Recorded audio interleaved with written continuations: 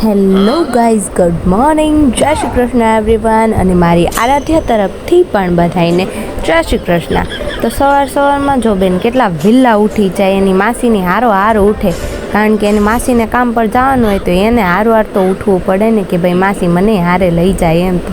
એમ તો કેમ ચાલે. પછી એની માસી સાંજે આવી તો પછી અમે આજ તો જમવામાં રાત્રે દાબેલી બનાવી હતી.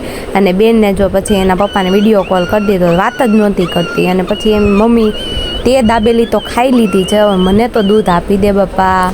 પછી તો હું દૂધ પીવડાવીને એને હુવડાવવાની પૂરી ટ્રાય કરી, પણ એના માસીને એના અવાજથી નીંદર જ નહોતી આવતી. હું પછી રાત્રે બહુ કરતી હતી, એટલે એના માસી જો એને પગે લાગે, બેન હવે તું હુઈ જા મને હુવા દે. પણ બેનને જો મસ્તી ચડી છે, માસી આજ તો તને સુવા જ ન દઉં, તું હુઈ લે. પછી હું 12-1 વાગી ગયો, પણ તોય બેન તો હોવાનું નામ જ નહોતા લેતા. પછી હું કાંઈક તો અમારી હાંજ એવી રીતે જ બગડે. કાંઈ વાંધો નહીં, અમારી હાંજ તો બગડા કરે. તમને તો જોઈને મજા આવી ને. Thank you for watching this video. કાલે મળી એક નવા મિની બ્લોગ સાથે. ત્યાં સુધી મારી આરાધ્યા તરફથી બધાને બાય બાય. જય શ્રી કૃષ્ણ એવરીવન.